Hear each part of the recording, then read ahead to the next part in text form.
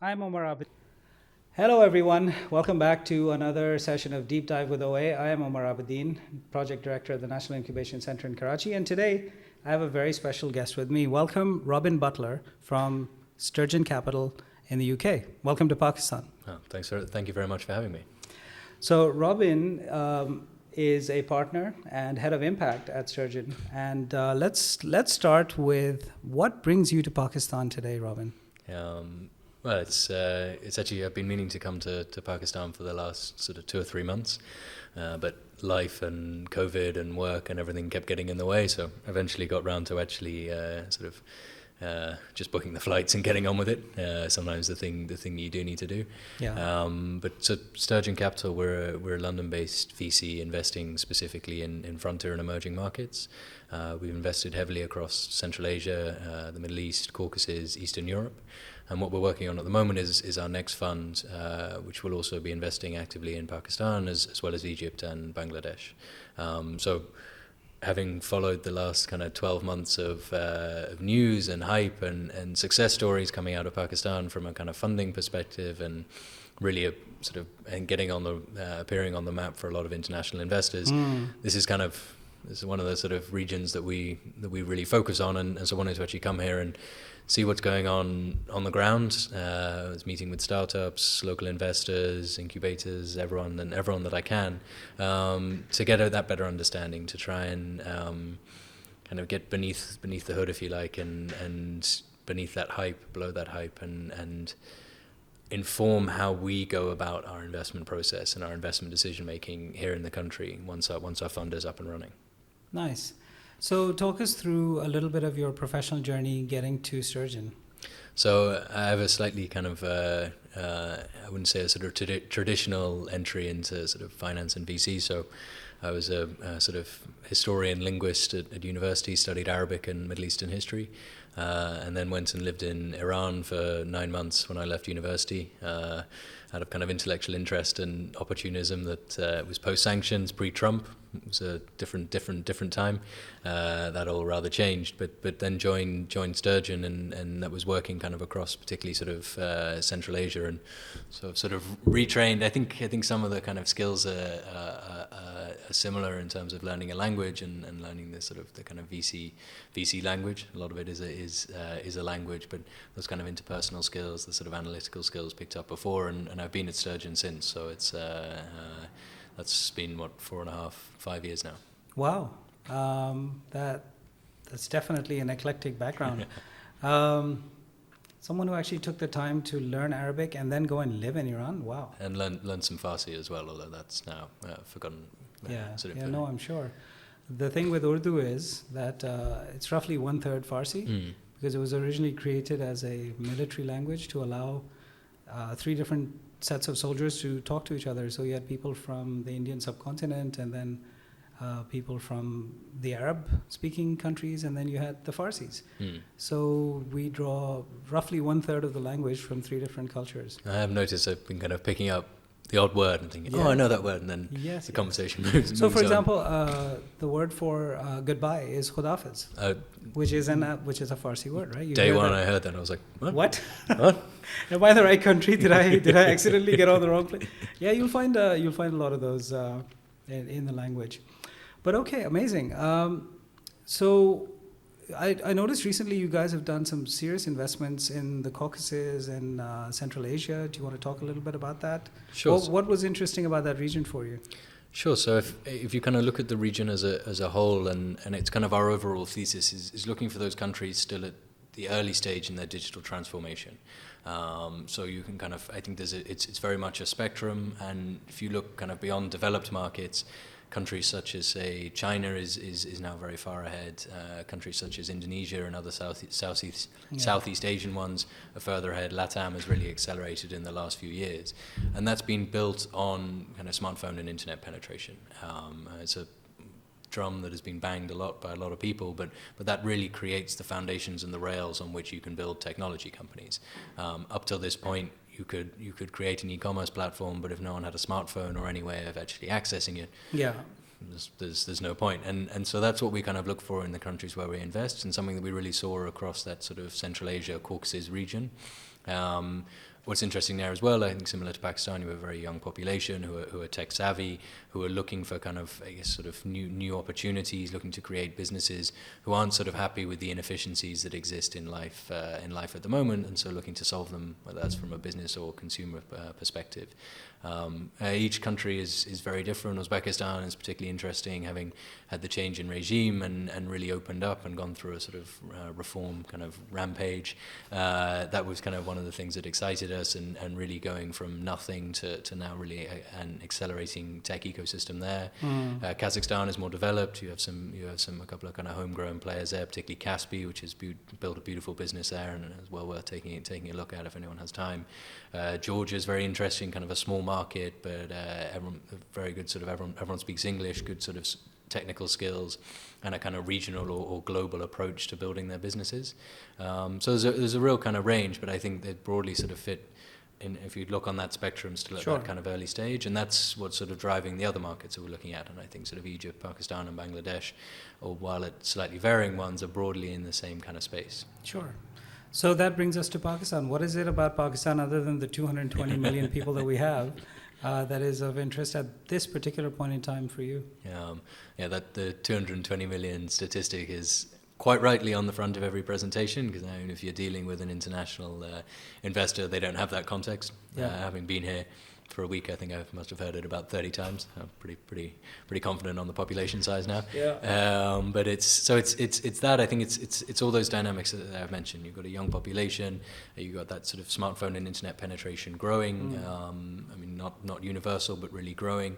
And I think it's if you look at what happens over those sort of kind of 5-10 years following that smartphone and internet penetration getting to a certain level, you have a huge amount of value creation within the tech space. If you look at somewhere like Indonesia, I mean, my statistic is now at a date, it used to be 40 billion in tech enterprise value. It's now even more with the kind of recent sort of IPOs, acquisitions, these kind of things.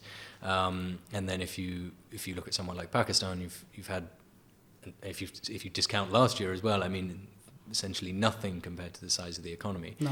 And our kind of thesis or strategy is really a kind of 10, 15, 20 year theme that these countries that we're investing in, Pakistan being one of them, will go through this digital transformation. There will be companies coming up really solving these sort of day-to-day fundamental problems that affect the lives of individuals and businesses, and we want to be investing in those companies. Amazing. So there are three bullet points that might help to give some context. The first one was, a couple of years ago, Google actually enabled search in Urdu.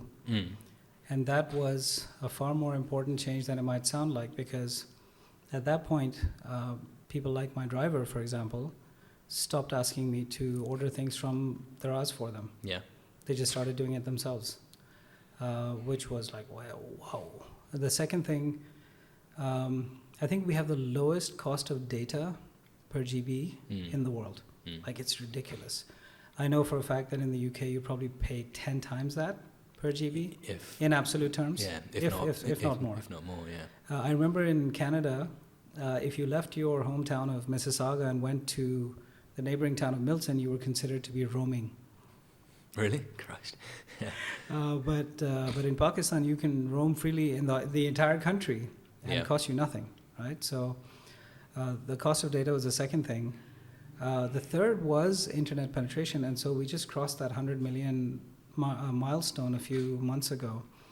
And it really seems to have been a seismic change in not just the number of people on the internet, but the kind of things they're doing on the internet.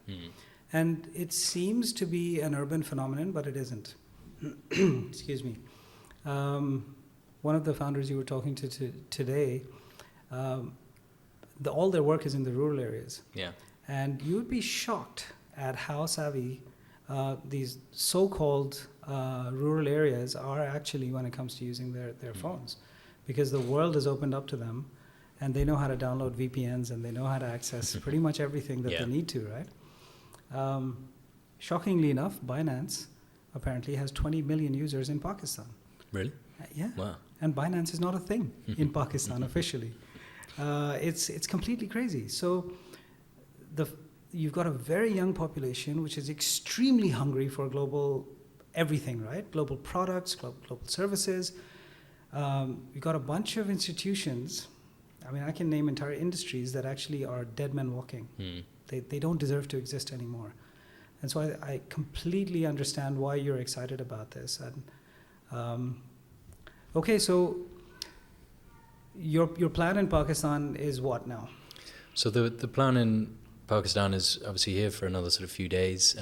It's been, I guess you call it the sort of fact-finding kind of mission, getting a better understanding of the lay of the land.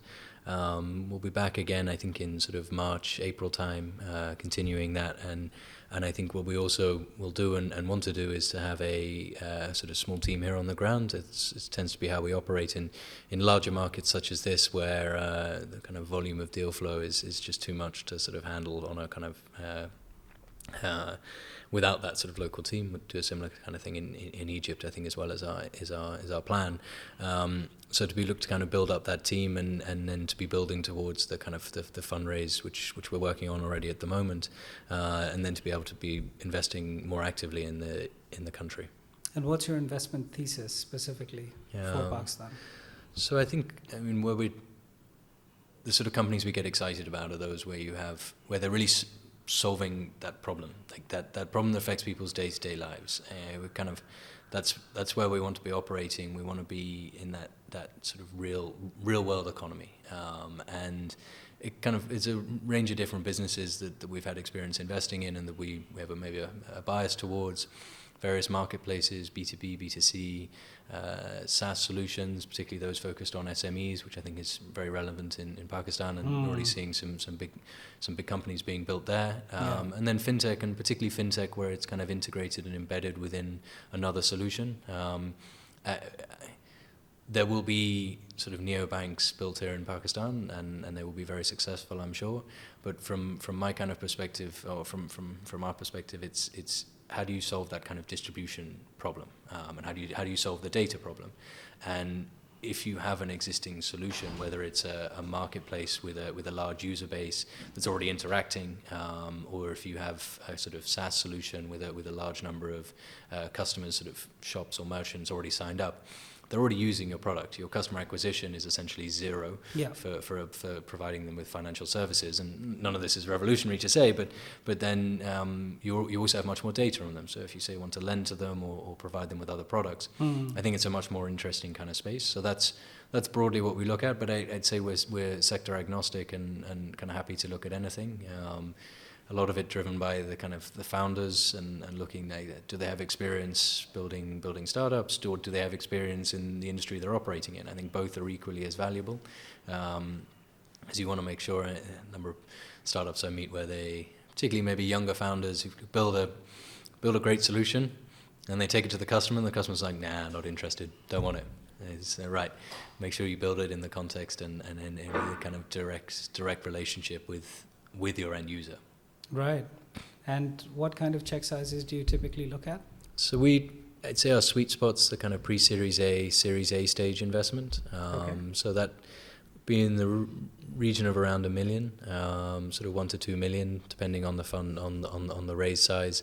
And typically we're happy leading, and we quite like leading, particularly when we have high conviction around an investment, and if there's a capacity there and the lead's not already there, and then look to follow on in subsequent rounds. To look to potentially lead kind of Series A's and Series B's, and then to sort of help bring in the co-investors beyond that.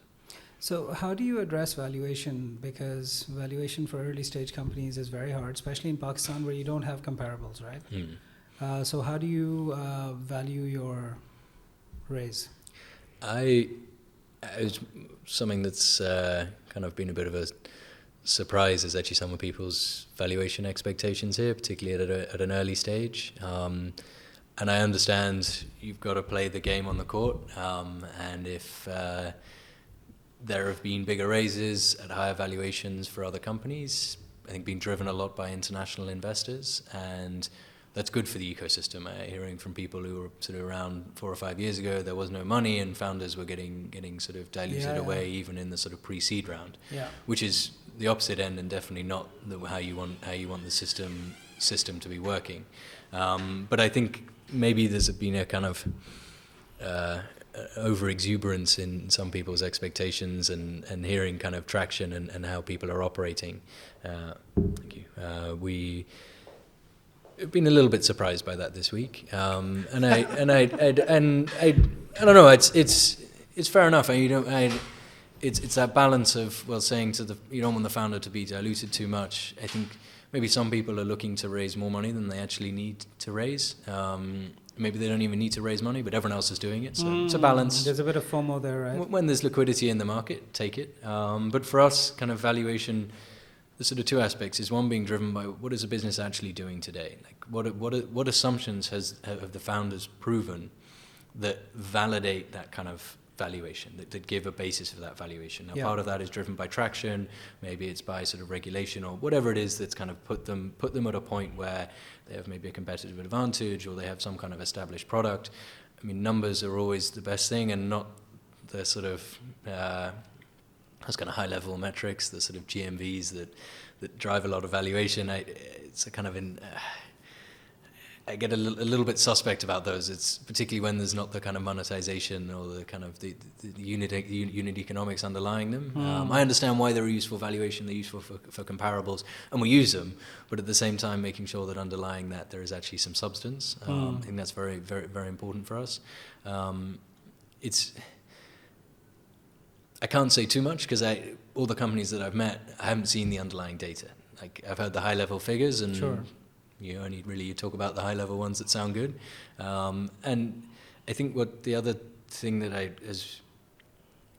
seen in other markets, and I think will continue here is, okay, the opportunity is very big, the industry size that you're disrupting is billions of dollars. However, the whole ecosystem, and that includes the infrastructure on which you build startups, is still at a very early stage. Yes. So I think the pace at which companies will be able to grow and to solve those problems is not the same as if you were, say, in the US. In the US, if you want to solve a problem, you don't need to worry about payments or logistics or any of the other stuff. You just plug in and you focus on what you're trying to do. Whereas in Pakistan, as far as I can tell, quite often you have to solve those problems yourself as well, and it's a real pain point, and it's an additional cost. It kind of can slow you down, and so I think from our kind of investment perspective is saying, well, be reasonable on the valuation. Take into account that I think that things will they always take a bit longer. Yeah. And the valuation you set today really sets the expectations for you as a business. If you raise it a 20 million valuation, you're setting the expectations of kind of where the next valuation will be, because it's a journey and it takes time. So if you raise it a 20 million valuation, you're going to look like if you're then needing to raise the next round at 30 million. You're going to piss off your investors. Yeah. They're not going to be very happy. You're going to get diluted. So set it appropriate to where you are. Give yourself a bit of room. Give yourself 6 months of maybe slippage that things don't quite go as well as you thought they were going to go. And that is another kind of key determinant for us. But again, it's always driven by the company. And sometimes you have exceptional founders who you just have a lot of faith in, and maybe you give them a bit more leeway. Sometimes you're not so sure about the business model, and it's kind of balancing everything. Yeah, I think that's also a function of maturity, right? Of the ecosystem, of the founders within the ecosystem. I mean, it's only last year really that we've seen any kind of significant fundraising happening. Yeah. And $350 million for Pakistan is a crap load of money. Yeah. It's more money than has ever been raised in the history of Pakistan for startups ever. Yeah. But still, if you compare us to Indonesia in 2014, that's probably where we are today. Yeah. And now Indonesia is pulling down, $10 billion a year in investments. So I think in terms of indexing against the likes of Indonesia and perhaps India from 2010, and then perhaps China in 2000, or that era, would make sense. But with the perspective that you have, which is you've seen these curves in different markets, you know where we are on that curve. So getting in early, getting in hard makes sense. Yeah. No, and I think for kind of picking up on that is, okay, you have the same dynamics in terms of maybe the kind of fundamentals, internet penetration as things as, say, Indonesia in 2014 or whenever you want to pick, but the difference being the global kind of venture ecosystem and market, huge amounts of liquidity. There's money kind of frothing around everywhere after it's going to stellar few years, and so with more money chasing fewer deals. And in Pakistan, there's a pretty limited number of deals. There's a limited amount of talent that can kind of found companies and build companies. That's driving valuations up. And I think for a lot of international investors is they hear the story about Pakistan, they meet the good founder, they kind of see that initial traction, and they start, they think, all right, okay, I'll take a bit of a punt. And that first check is a bit of a punt for them. Yeah. It's kind of testing the waters. Maybe it's someone they had a relationship with before, and they're like, okay, I'll take a bit of punt on the ecosystem. And for them, the valuations here are an absolute fraction of what they'd expect to see anywhere else. It's like, oh, great valuation, not a big ticket, whatever. Yeah. For us, like, this is our bread and butter. This is all we do is these markets. And we've seen how it plays out in other countries. Things go up and down. You have the risk that, and I don't know how true this is, that if you look at kind of, I don't know, sort of global sort of public markets, a correction there, they ultimately drive the valuations that startups raise at. So if there's a correction there, that will change the kind of valuation expectations, particularly at later stages, maybe in the US, and that will trickle down. Now, the advantage in the venture space is you've got a far longer kind of time horizon. Yeah. But a sort of global economic slowdown and this kind of thing may dry up some of the capital that's coming into this market.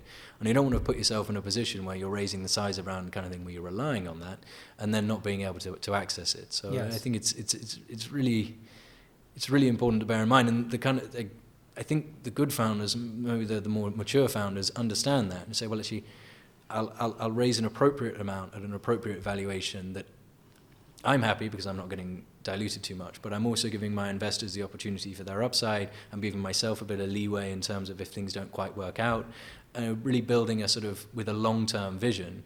That I think is really important, but it's a function of the maturity of the market. And as you said, it's still early days in Pakistan. Very, very early. So are you okay to talk about some of the key elements of a term sheet? Happy to. Yeah. So what are some of those things that are important to you guys in a term sheet? For me, I'd say beyond, and for us, it's the size of the allocation we're getting to the investment and the valuation. Really, and particularly kind of, I think sometimes people maybe get too caught up in some of those things that are going into the term sheet. Where the kind of stage of company you're investing at, we're investing at, and the market you're kind of investing in, 90% of the things that go wrong and have nothing to do with what you've got, what you've got in your term sheet. Yeah. Other than, I mean, the more significant one to me would be kind of maybe the valuation that you raised at and the amount of capital that the company has raised. I think beyond that, okay, you want to protect yourself with your tag-along rights or your liquidation preferences and this kind of thing, but really those are your two kind of core things. That's how you manage your risk as an investor, and also I think kind of try and be appropriate for the founder. And I like to think that we try and be founder friendly, and that's not just, and that doesn't mean being nice, but that just means being realistic and being appropriate. Yeah. And if it doesn't make sense and the terms don't make sense to us, then it's fine. It's like, it's okay. It's no problem. We'll stay friends and we'll talk again maybe in a couple of years. If you're wedded to that, let's speak in 6 months and see how things go. Sure. I mean, there is a wide, I think, range of expectations that founders have. I've spoken to more than 600 or 700 founders in the last 6 months, and I've seen valuations from as low as $1 million to as high as $800 million. At which point I fell off my chair. At what stage was this? I would say seed at best. And I could not, for the life of me, talk that person down from that number. It's one thing to negotiate. You say $8 million and you mean 5. But where do you negotiate from $800 million valuations? Like it's difficult to knock two zeros off, isn't it? It's a bit crazy sometimes, but I think it is a function of maturity.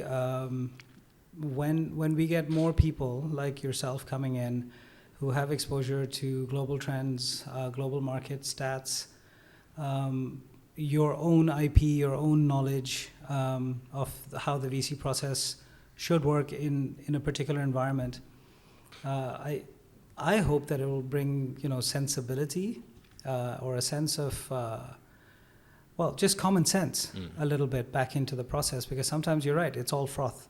And there's very, I mean, it's kind of like your coffee, which is getting cold.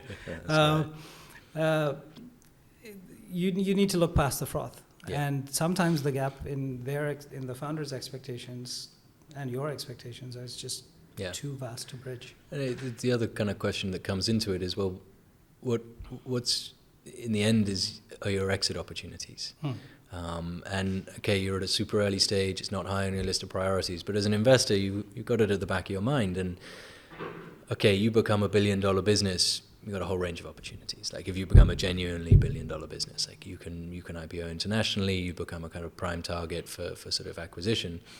But there's a whole range below that where you can kind of become too big for a sort of smaller acquisition, but too small for the sort of big acquisition or IPO. And I think it's an interesting one to sort of look at. Like we do a lot in the sort of former Soviet Union, and there you've got a lot of these sort of growth private equity funds. And historically they've done traditional businesses, but they're turning more and more to tech. They get it, they see the opportunity for them to make money, and they're a natural acquirer, and they're the natural acquirer of the sort of $200-300 million business, because not every business can be $1 billion, and that's what we're aiming for. And we wouldn't make an investment if we didn't think it had kind of some serious potential, and we wouldn't invest in a founder who didn't think they could build a really significant business. But at the same time, you've got to be realistic that at a kind of stage where we're investing a sort of $200-300 million exit it's probably going to be a pretty good exit for the founder and us and for us as investors. But you look at Pakistan, it's like, well, who are those individuals? Like, where is that money going to come from? And then you've got, well, how is that acquirer going to value your business? And they're not paying you a revenue multiple or a GMV multiple. They're looking at EBITDA. They're looking at your margins. They're looking at what is your net income.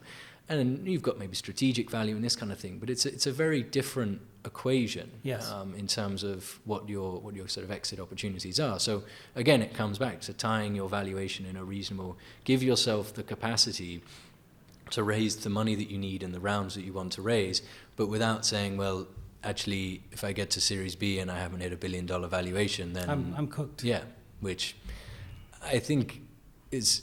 Valuation expectations should be different in Pakistan, and they should be different in Uzbekistan and the other countries we operate in, just because they're different. They're difficult markets to operate in. Yeah, there's no denying that. Well, we're seeing now the emergence of a gem board in the PSX, and they're now quite actively recruiting startups to get into that space. But again, their requirements are quite stringent. So you need 3 years of audited statements and a certain critical mass, and because at the end of the day you're selling shares in a regulated industry. So I'm hoping that we see a bunch of IPOs in the next 3-4 years, simply because that will help people understand that there are multiple ways to exit a business. It's not just about finding, that final Series C round and, going off to the Bahamas with a yacht. I mean, that's, there's more to life than that, perhaps. Very cool. That's very helpful. What message would you like to give to the local investor in Pakistan, the one who's still, kind of, they have a bit of FOMO right now because they don't understand what is happening in the VC space. They're seeing these big numbers, 85 million for airlift and this and that, the other. Yeah. And I talk to them every day. Help me help them understand what is going on. How would you talk to them? I mean, I guess, so they're feeling that sort of FOMO. They feel like they want to be involved, but they don't know how. I mean, not maybe the kind of funds that they can allocate to domestically and this kind of thing. And so the opportunity is potentially in being an angel investor. I mean, looking at, and for that, I'd say, start with what you're familiar with. If you work in logistics, be an angel investor for a small logistics company, also a startup. I think that's a way to kind of build a bit of confidence in, okay, this is something that works. And it's also the confidence that these things can fail. Like it's you hear the headline figures, but you don't hear about the companies that are not raising, that are going under. And there's a hell of a lot more of them than there are of the ones that are being able to raise money. And I think by kind of going through that sort of angel investing process, it's super important for the whole ecosystem, because you can't just have seed stage funds and onwards.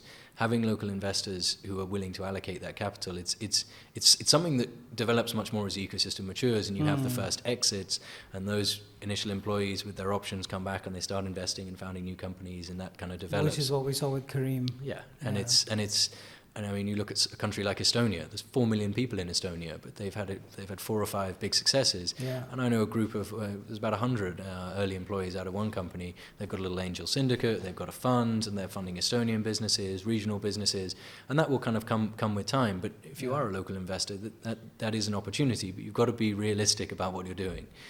You're not going to get anything out of it for a very long time. Most of them are probably not going to work out. If it's really just a FOMO itch that you're kind of wanting to scratch, then it's a good way of kind of getting rid of it. But that's why I think doing something that's in a sector or an area that you know is a good idea, because you can probably add value. Maybe you can make introductions. Maybe you can tell them, no, that's not how this space works. That's not how people think. And really try and add value and that sort of thing. And as well as getting exposure. And I mean, it's maybe a 20K, 50K ticket at the beginning. By the end, you don't own a huge amount of the company, but that could be $1 million, $2 million, potentially more in value, and okay, you do pretty well out of it. Well, that's where we have a disconnect, right? So the issue is not the money. I mean, I've been privy to more discussions than I would like to count here, where people have said, look, you need $1 million? I'll give you $2 million, but I want a majority stake of the company. At which point the founder throws up their hands and said, if I wanted to be an employee, I would have just stayed an employee, right? It kills the business. And that's what they don't get. So they're coming into these deals with a private equity mindset where they're saying, I will acquire the company if I like it. Yeah. And if I don't like it, I don't want any part of it. No. So that disconnect is yet to be bridged in a significant way. I mean, we're seeing a few groups that are kind of wetting their feet, just toes in the water at this point. But no one's really sort of stepped up and said, okay, fine, I will put aside whatever, $5 million, $10 million, and I'm going to take a punt on 50 companies. Yeah. I think that mindset will probably take time. What I'm seeing really encouragingly, though, is the millennial generation, or the sort of very early Gen Zs that have gone to the US or the UK, studied at Harvard, MIT, Yale, Stanford, whatever, and come back to Pakistan, are now running their parents' companies. Yep. And more, these kids are the ones that are turning to VC. And so there are several such funds in Pakistan. Again, I call them Pakistanis because they've all been abroad, and they get VC, because if you're in Stanford or if you're in Harvard, you understand VC probably in month 2 of your first semester at Harvard, right? But these are the guys that I'm actually pinning my hopes on. I think they will change things probably in the next year or 2, because the boards of all of these companies are still 65 years old plus, right? And they're like, okay, beta, you do your thing, enjoy yourself. Here's some money, knock yourself out. But when those kids with their $10 million pocket change, whatever, return, let's say, $50 million in 3 years or 4 years or whatever it is, at that point, even the most obtuse board has to look at it and say, wait, what?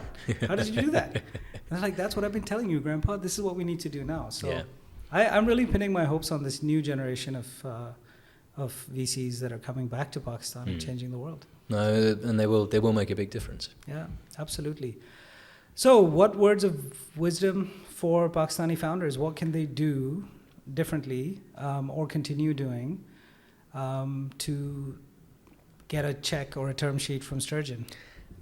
I'd say, whatever kind of stage you are, is just maintaining that focus on the problem that you're solving.